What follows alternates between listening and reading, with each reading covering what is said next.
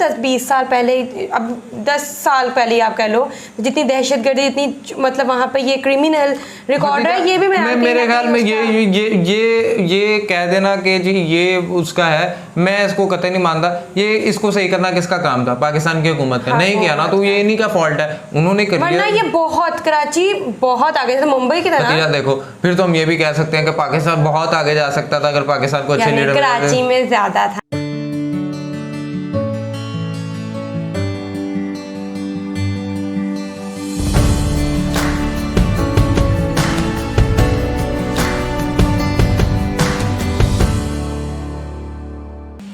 अस्सलामुअलैकुम, नमस्ते, सत श्री अकाल, वेलकम टू यूट्यूब चैनल से मेरा रिएक्शन। इट्स मी योर हो खरीजा वसीम हमारे साथ है महराना से। नाज़रीन, इंडिया और पाकिस्तान में चंद एक मशहूर सिटीज़ हैं, जिस तरह, बल्कि इंडिया में तो बहुत ही ज़्यादा है।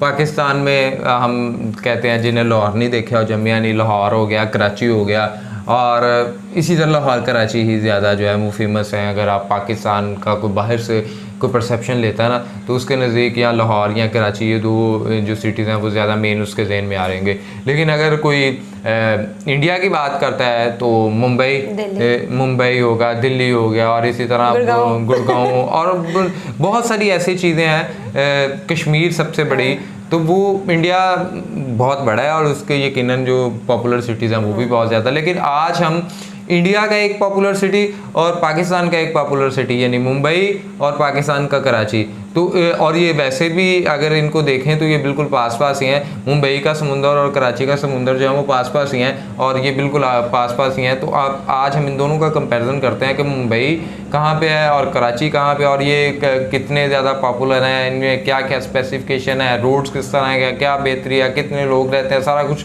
तो एक बड़ा अच्छा सा कंपैरिजन है। कंपैरिजन की तरफ चलते हैं। तो उसकी तरफ जाने से पहले जो है लाजमी चैनल को सब्सक्राइब करवा लेना चाहिए मेरे ख्याल में। हाँ जी, और कर ले साथ ही, और बेल आइकन को भी लाजमी प्रेस कर ले। तो चलें जी, फिर आज इस कंपैरिजन को देखते हैं। लो जी, कराची, ये कुछ लोग ऐसे। तो सबसे पहले बात करते हैं कराची के बारे में। तो कराची अपनी जीडीपी और आबादी के लिहाज से पूरे पाकिस्तान देश का सबसे बड़ा और अमीर शहर है।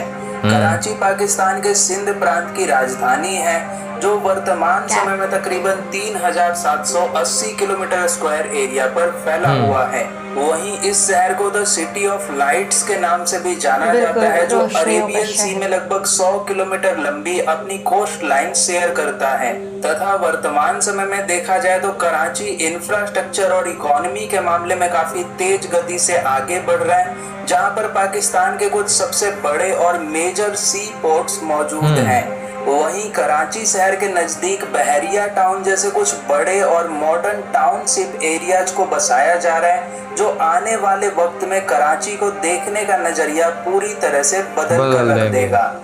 अगर हम कराची के न्यूमेरिकल डेटा की बात करें तो 2017 सेंसस के आधार पर कराची शहर की कुल आबादी तकरीबन 1,50,00,000 लोगों की है।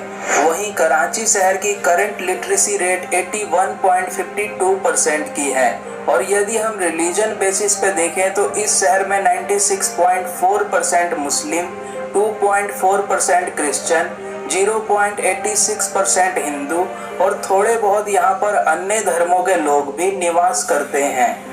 और आइए अब बात करते हैं कराची के जीडीपी के बारे में। तो जीडीपी के लिहाज से देखें तो कराची पूरे पाकिस्तान का सबसे बड़ा फाइनेंशियल एंड कॉमर्शियल हब है। इस शहर की मेजर इकोनॉमी में सबसे ज्यादा योगदान यहाँ के बैंकिंग और इंडस्ट्रियल सेक्टर्स का है, तथा कराची की मौजूदा जीडीपी परचेसिंग पावर पैरिटी यानी कि जीडीपी ट्रिपल पी लगभग 210 बिलियन यूएस डॉलर का है, जो कि पाकिस्तान की टोटल इकोनॉमी में 25% का योगदान देता है। कराची का इतिहास, अगर ऐतिहासिक रूप से देखें तो 1729 में कराची शहर को एक किले नुमा गाँव के तौर पर कुछ बलोच लोगों ने बसाया था, और उस टाइम इसे नाम दिया गया था गलोची। लेकिन बाद में इसका नाम बदलकर कराची पड़ गई, जिसके बाद में इस शहर पर सदियों तक ब्रिटिश सरकारों ने अपने अपने तरीके से शासन किया। और आइए अब बात करते हैं मुंबई सिटी के बारे में। तो मुंबई भारत की आर्थिक राजधानी और आबादी के लिहाज से पूरे भारत का सबसे बड़ा और लोकप्रिय शहर है। मुंबई भारत का एक पोर्ट सिटी भी है जो लगभग 603 किलोमीटर स्क्वायर एरिया पर फैला हुआ है। कराची से छोटा, कराची 1300 सिटी ऑफ ड्रीम्स या फिर माया नगरी के नाम से भी जाना जाता है। वाकई ख्वाब पूरे हो जाते हैं, दुनिया से लोग अपने सपनों को साकार करने आते हैं। ये शहर भी अरेबियन सी से लगभग 150 किलोमीटर लंबी तो आप मैप देखा करो ना, आपको पता लगे कि कौन सा मुल्क कहाँ पे। तो मुंबई के इंफ्रास्ट्रक्चर में तेज गति से परिवर्तन किया जा रहा है, जिसमें यहाँ पर कई स्काई स्क्रैपर्स और यहाँ के रोड नेटवर्क को काफी इम्प्रूव किया जा रहा है। वहीं मुंबई शहर में 46.4 किलोमीटर लंबी मेट्रो लाइन और वर्ल्ड क्लास की मोनोरेल जैसी यातायात सुविधाएं काफी पहले से मौजूद हैं तथा इस शहर में मुंबई कोस्टल रोड प्रोजेक्ट पर भी बहुत ही तेज गति से काम किया जा रहा है, जो आने वाले कुछ सालों में मुंबई शहर की तस्वीर को पूरी तरह से बदल देंगी। अगर हम मुंबई शहर के न्यूमेरिकल डेटा की बात करें दोस्तों, तो एक एस्टिमेटेड रिपोर्ट के आधार पर इस शहर की आबादी लगभग 2 करोड़ के आसपास है। वहीं मुंबई शहर की करंट लिटरेसी रेट 89.73% है और यदि हम रिलीजन बेसिस पे देखें तो इस शहर में 65.99% हिंदू, 20.65% मुस्लिम, 3.27% क्रिश्चियन, 4.85% जैन, 4.85% बुद्धिस्ट और बाकी यहाँ पर थोड़े बहुत अन्य धर्मों के लोग निवास करते हैं। जीडीपी के लिहाज से देखें तो मुंबई पूरे इंडिया का सबसे बड़ा फाइनेंशियल एंड कॉमर्शियल हब माना जाता है। इस शहर की मेजर इकोनॉमी में सबसे ज्यादा योगदान यहाँ के फिल्म इंडस्ट्री, बैंकिंग, आईटी और इंडस्ट्रियल सेक्टर्स का है तथा मुंबई शहर की मौजूदा जीडीपी परचेसिंग पावर पैरिटी लगभग 606 बिलियन यूएस डॉलर की है, जो कि भारत की टोटल इकोनॉमी में 6.16% का योगदान और हमारी सारा कराची। वही दोस्तों आपको जानकर काफी हैरानी होगी कि मुंबई की estimated nominal GDP 277 billion US dollar का है, जो कि पूरे पाकिस्तान की जीडीपी का 75% है। मुंबई का इतिहास अगर ऐतिहासिक रूप से देखें तो लगभग 13वीं शताब्दी के अंत में राजा भीमदेव ने इस शहर की स्थापना की थी। फिर 1661 में ये पूरा शहर ब्रिटिश के शाही परिवार के अंग्रेजों ने हर जगह ही आगे बढ़ा। इस शहर की एक इंटरेस्टिंग बात ये भी है कि पहले ये पूरा शहर 7 आइलैंड्स में बटा हुआ था, फिर इन्हीं 7 आइलैंड्स को 1826 में जोड़कर आज के इस नए मुंबई शहर का निर्माण हुआ। तो आशा करता हूँ कि आज का हमारा ये वीडियो आपको पसंद आया होगा तथा आप इनमें से किस शहर को कितनी रेटिंग देना चाहते हैं वो नीचे कमेंट्स करके जरूर बताएं। बताओ खदीजा, किस शहर को आप पाकिस्तान के हिसाब से हम कराची को ज्यादा रेट करेंगे? और लेकिन मेरान इसमें भी एक फैक्टर है कि कराची आज इससे ज़्यादा ग्रो हो सकता था।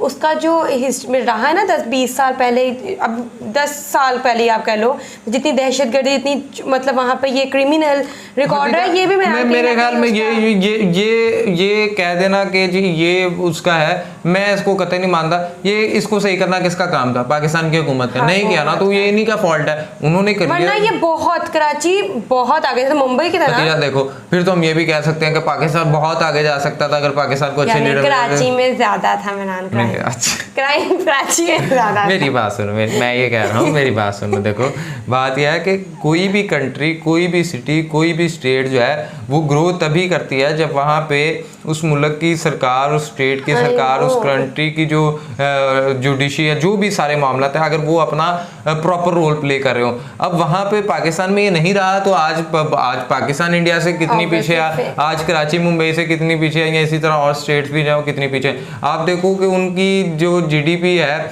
वो पाकिस्तान की जीडीपी से ज़्यादा 75% ज़्यादा है नॉमिनल जीडीपी। तो ये फ़र्क है ना। अब यहाँ के लोगों का पोटेंशियल, ये सारा कुछ, अब इस पे हम अब उन्हें ये यहाँ पे बैठ के ये कहते हैं दहशतगर्दी। भाई दहशतगर्दी को रोकना किनका काम था? इनका था। या जो भी था, हम इतनी हमारे, हम कहते हैं जी हमारे पास आर्मी एजेंसीज है, फलाना सब कुछ है, बट नहीं हुआ तो फिर ये आज उसका हम भुगत रहे हैं। और वो अच्छा आप तो मेरे एक बात पे शुरू हो गए। मैंने तो ये कहा था कराची भी हो सकता था, क्या हो गया? कराची हमारा शहर है। मैंने कहा देखो हमारा है या तुम्हारा, लाइकनेस या अनलाइकनेस की बुनियाद पे चीज़ें नहीं करनी। करना है तो रिव्यू फिर वो करना है बिल्कुल अनबाइस करना है। और देखो फिर आप ये कहती हो ना जी कराची कराची कराची, क्या इसमें हो सकता था कि अच्छा ये तो हो गया ना कराची दहशतगर्दी छोड़ दो जी। मैं आपको कह रहा हूँ आप पढ़ती नहीं हुई, आपको आप समझ नहीं आती स्टील मिल क्यों बंद कर दी गई। हालांकि ये कौन सी दहशतगर्दी है, स्टील मिल में इतने बंदे मर गए पाकिस्तानी, ये कहाँ। तो ये ऑर्गेनाइजेशनल लेवल पे या ये आपकी जो है मतलब इंतज़ामी लेवल पे ये चीज़ें ख़राब हुई ना, हर कोई कहता है चलो जी जितने को हमारी जेब में आते हैं डाल के चले जाएं।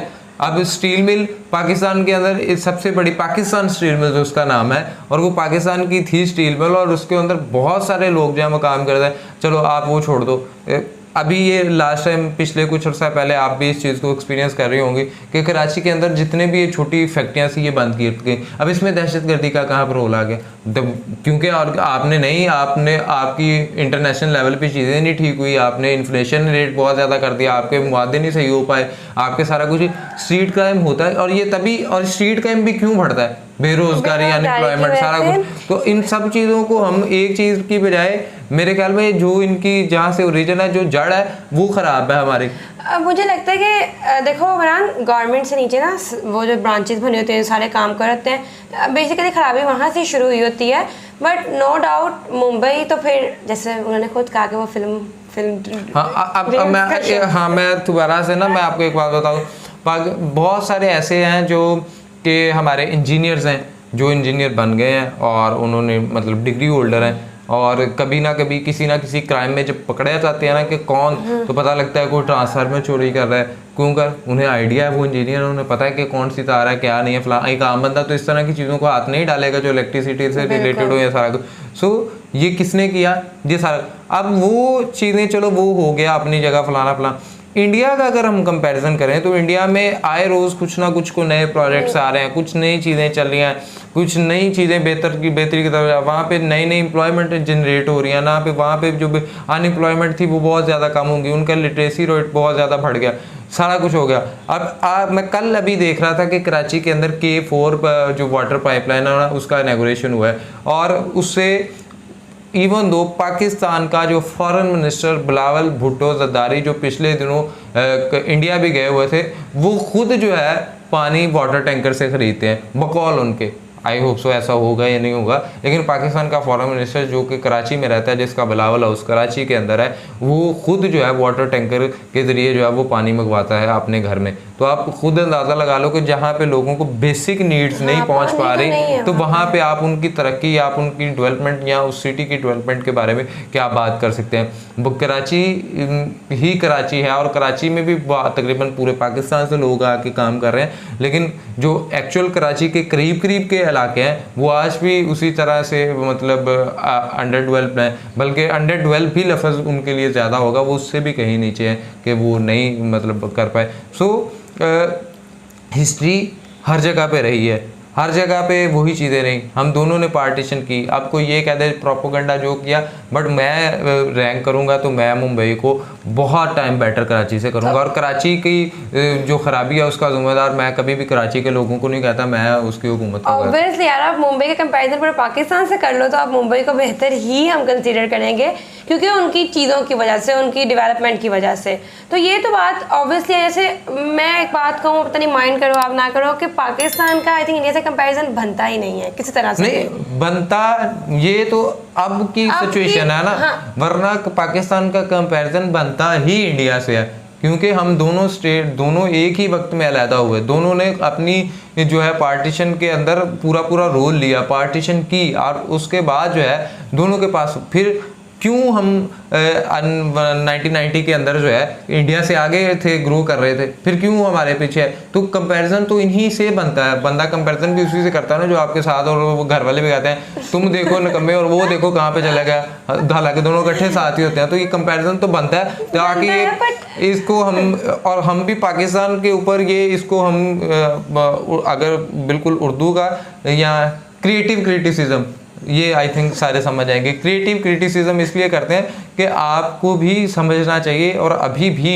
पाकिस्तान जो है वो श्रीलंका से भी कहीं नीचे उसकी जो है एक्चुअल फैक्शन फिगर जा रही हैं। लेकिन अभी भी जो है इमरान खान को पकड़ लो, इमरान खान इनको कर लो, फलाना कर लो, ये कर लो, वो कर लो, क्रिएटिव कुछ नहीं हो रहा ना। माजी में भी बहुत से मार्शल लॉ है, सारा कुछ है, बट एट दी एंड जो सिविल गवर्नमेंट आएगी चलाना पाकिस्तान को, जो सिविल ब्यूरोक्रेसी या सिविल गवर्नमेंट या ये जो डेमोक्रेटिकली तौर पे आती है, इन्होंने पाकिस्तान की तरक्की में अपना किरदार अदा करना। बट वो कब करेंगे, वो कब मिल के बैठेंगे, वो कब बेहतर करेंगे, ऐसा कुछ भी नहीं। और अनफॉर्चुनेटली इस वक्त पाकिस्तान के अंदर जो इक़्तिदार में जो जिसे आप कहते हैं कि गवर्नमेंट के अंदर जो पार्टीज़ हैं वो सारी इकट्ठी हैं।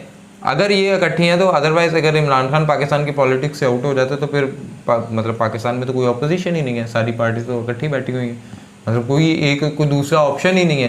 तो इस तरह की सिचुएशंस में पाकिस्तान आज से 20 साल बाद भी, 40 साल बाद भी यहीं पे खड़ा होगा, ये शायद इससे भी नीचे जाता हुआ दिखाई देगा। हमारी तो दुआ है कि पाकिस्तान जो है वो बेहतरी से बेहतरी की तरफ जाए, और हम भी कुछ जो है कुछ लोगों के आज जिस तरह लोग इंडिया को प्रेज़ करते हैं, आने वाले वक्त में शायद पाकिस्तान को भी प्रेज़ करें। सो ये सिचुएशन तो पाकिस्तान में हमेशा से चलती आई है कि पाकिस्तान को जो भी लीडर मिले उन्होंने अपने अपने नज़रियात और अपनी अपनी चीज़ें करते रहे।